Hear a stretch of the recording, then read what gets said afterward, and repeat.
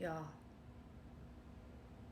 I just did a whole video and my camera wasn't recording.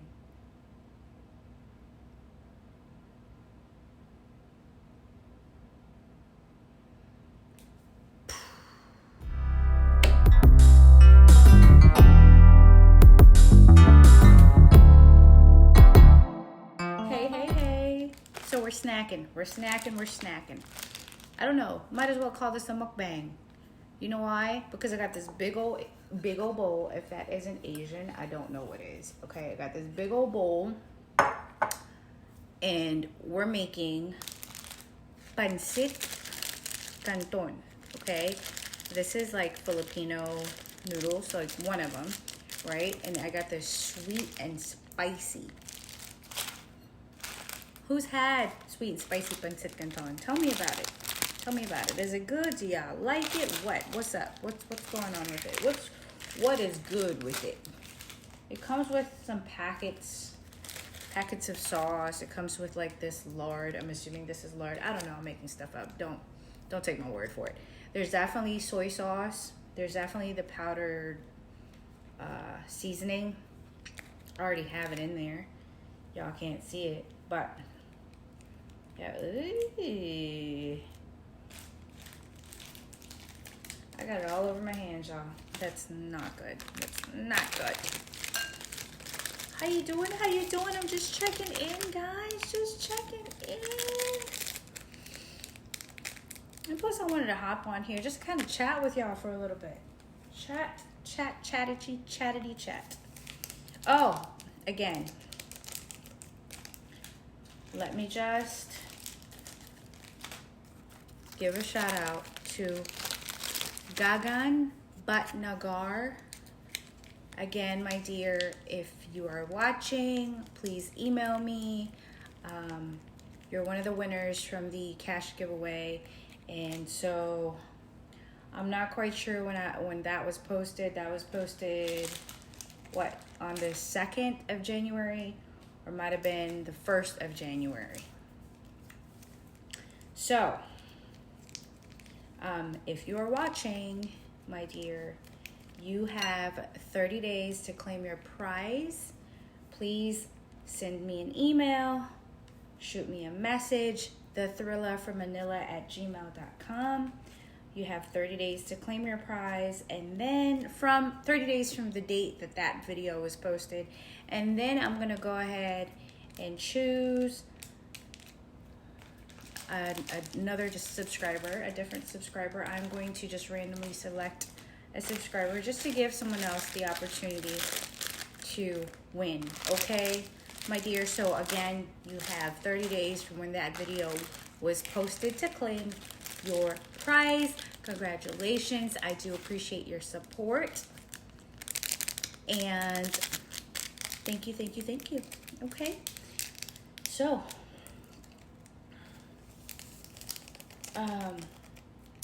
yeah, so like I said, I wanted to chat with you guys for a little bit. If you saw the Q&A video that I did with my husband, he mentions that one of the reasons he loves me is because I'm very caring. And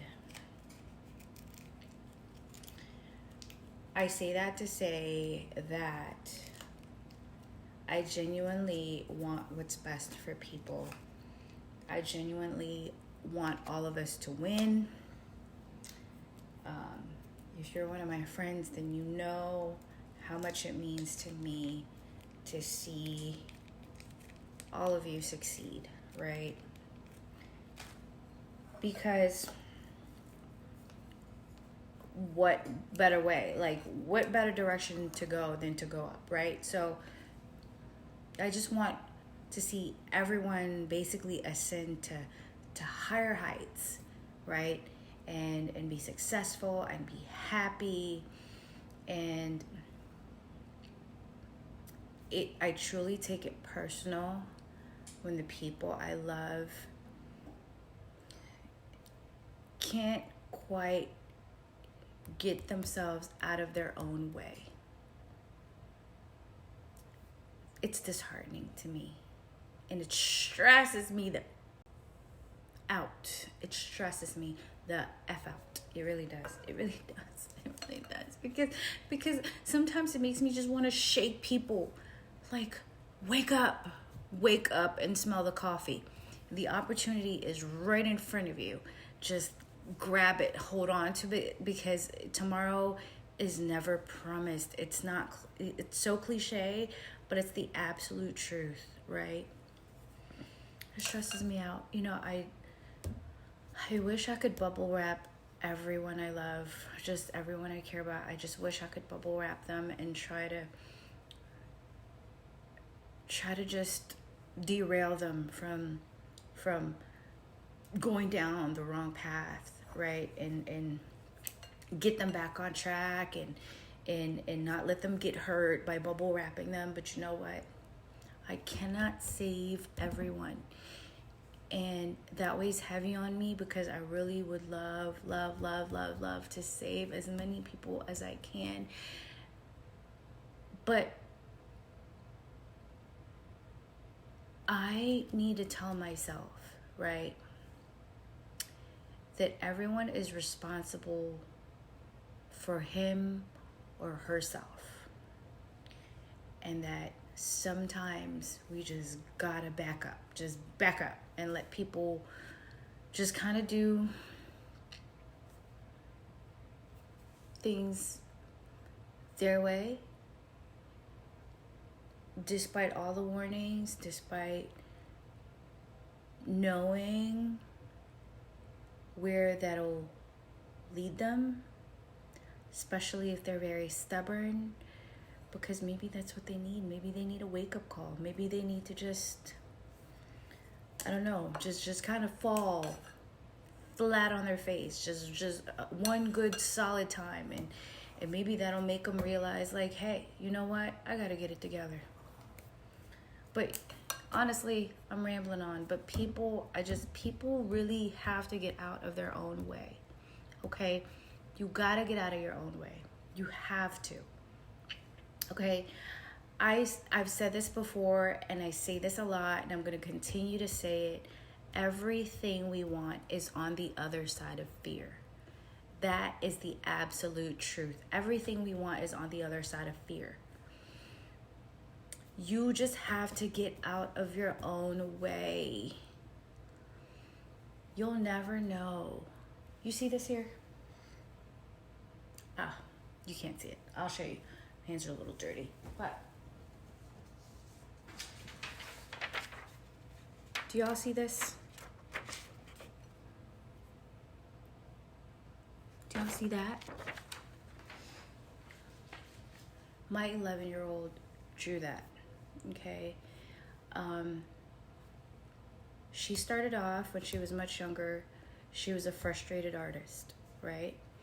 And I told her, Shimmy, don't worry, you'll get there. It takes practice. And you know, little do you know, you're gonna blossom into whatever it is you aspire to be, right? She went from being a frustrated artist to almost like a professional anime artist. She is only 11, you guys, and that's what I tell my children all the time, right? You gotta get out of your own way. Everything you want is on the other side of fear, right? Imagine, and a lot of folks do this, and we all have done it a time or two in our lives.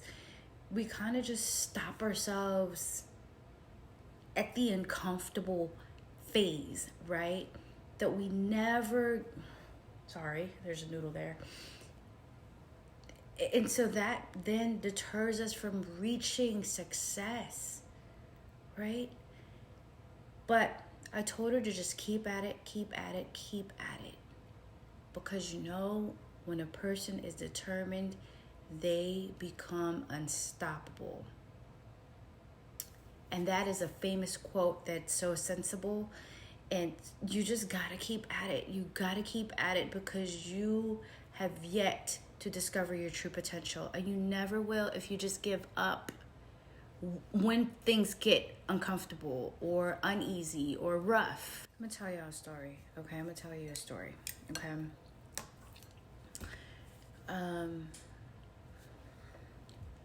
So was it my first year at Marymount? Might have been. First year, yes. I was going through a lot in life, okay? And so I missed a lot of classes. I would just not attend class, right? Had a lot going on. My mental health was not at 100%. It was, I don't know, I was going through a tough time in life, okay? So now I excelled academically, okay? So I basically, even though I missed a lot, my grades were still pretty impressive, right? But my attendance was very poor, abysmal even, okay?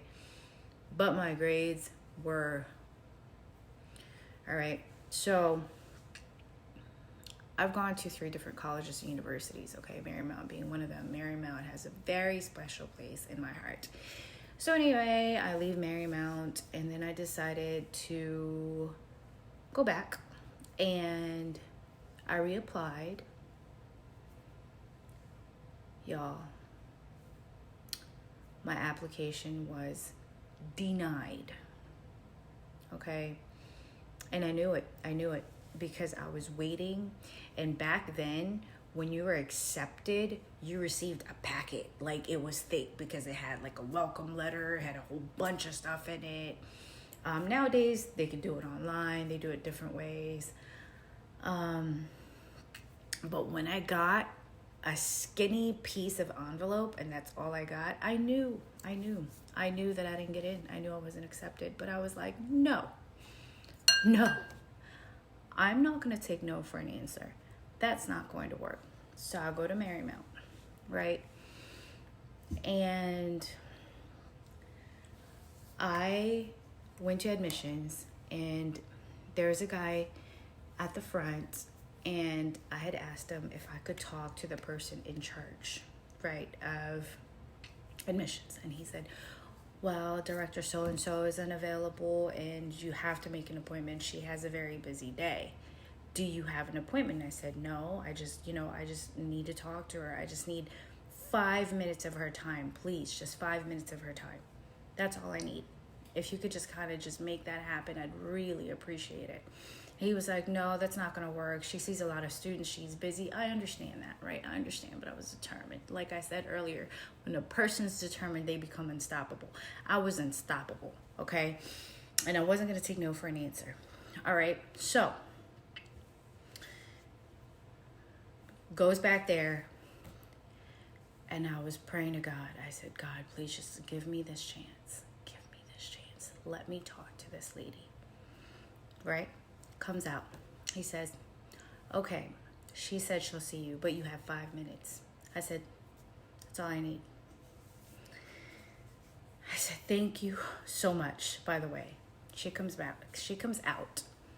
She talks to me. And I told her, I said, oh, I'm a former student. And during my time here, my attendance was very poor. And, I tried to reapply and I was rejected. My application was denied. And I said, could you tell me why? I think I have an idea, but I just want to know.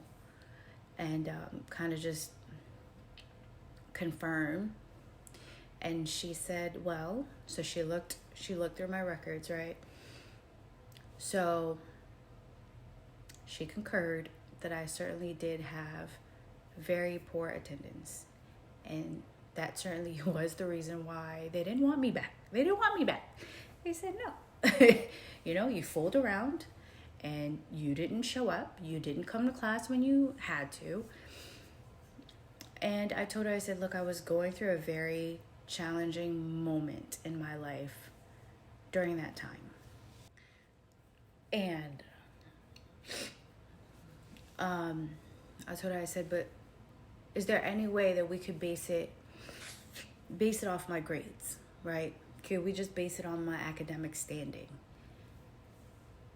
She said,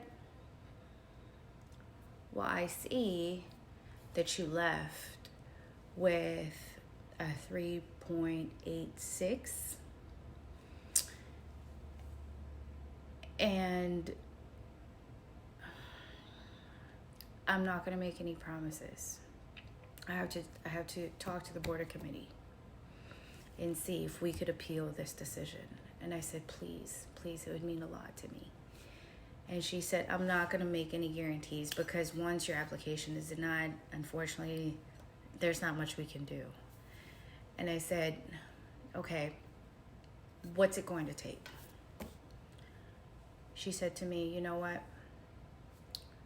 Write us the strongest essay you have ever written in your entire life. Write the board. Tell us why we should appeal our decision. And I said, okay, when do you need it by? She said, I need it by tomorrow. COB tomorrow. And I said, okay, I'll have it to you today.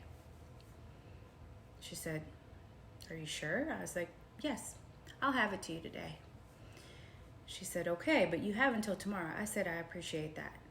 Thank you so much for taking your time to speak with me. I know you have a very busy schedule, and I truly, truly appreciate it. And I'll have it to you by today. I go home and I start to compose this essay. Took me, and not to brag at all, right? But I'm very confident in my ability or abilities, and writing is my greatest strength. One of them, but I would say that would be my greatest. It's one of my greatest strengths, right? But I really want to say it's number one. So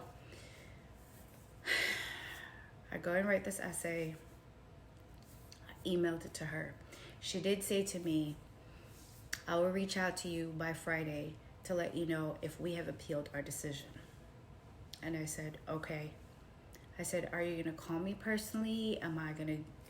Should I wait and get it in my email, or should I check my email? What's going to happen? She said, I will personally reach out to you. Okay. Friday comes around. Do you know that seemed like forever? That was a Monday, guys. Monday.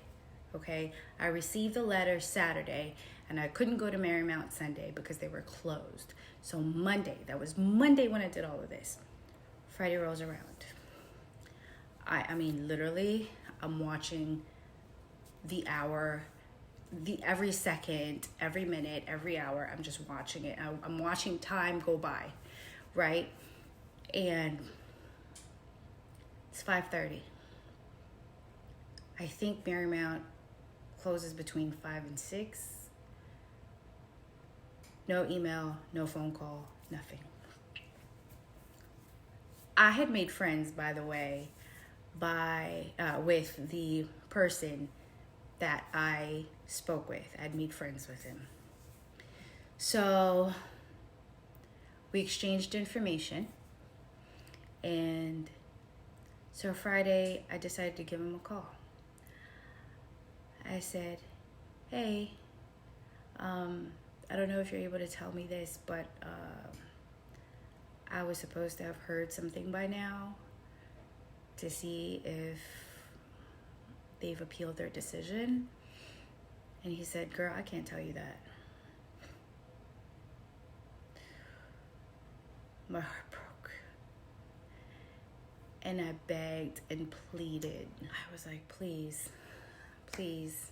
if you can just give me some sort of lead on this, I'd really, really, really, really, really appreciate it. Please let me know if you can, please. He said, all right, you want the good news or the bad news first?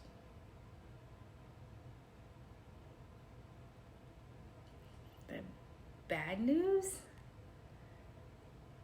I guess I chose bad because in case it was a little too bad, whatever the good news was could somehow kind of even it out, hopefully, right? So he says, are you sitting down? So I was at work at the time, y'all, and I was sitting down. And yeah, he was like, are you sitting down? I was like, yes. So he says, girl, are you ready for this? I don't know, but just go ahead, tell me. He was like, girl, you're in! Ah! Oh my gosh, I screamed, I was yelling, I was jumping for joy. I left my job. I didn't leave to leave for good. Like, I just left real quick just to go jump and scream outside. And I was like, oh my God, are you kidding me? He was like, yes, girl, you are in. I was like, thank you so much. Thank you so much. Oh my gosh. I did it, y'all. So I was able to re-enroll, and that meant a lot to me. And one of the lines in my essay was, I want to redefine impossible. I remember that line because I think that was a part of my concluding statement. And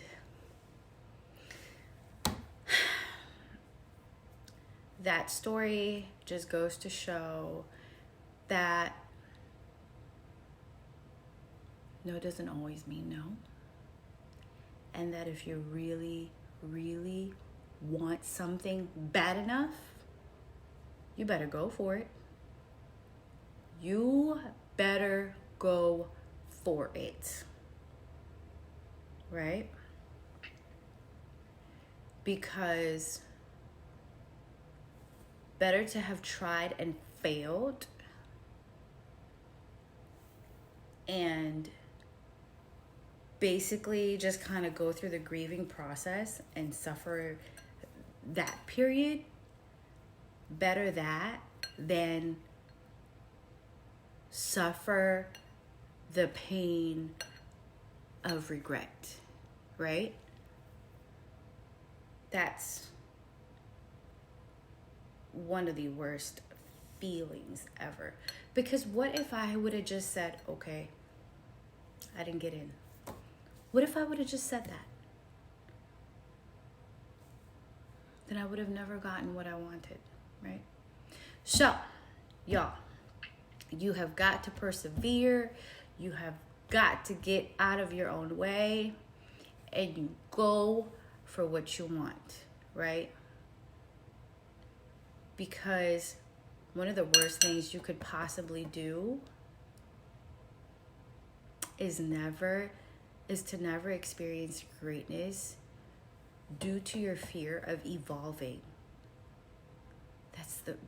That's one of the worst things you could possibly do to yourself. You would do yourself a grave disservice if you would give up on yourself.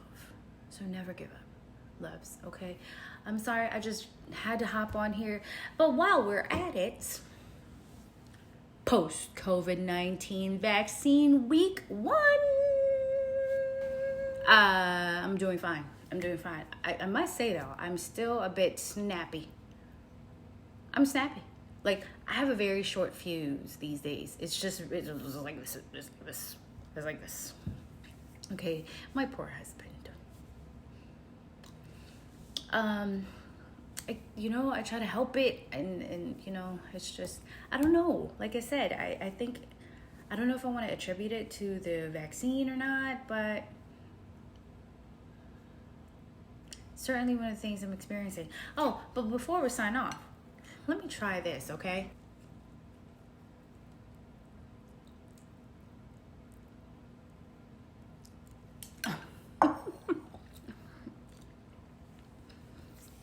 That was the ugliest bite ever.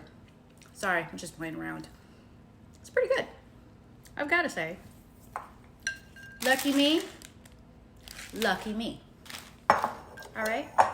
Thank y'all for tuning in. Thank you for spending time with me. Love, love, love.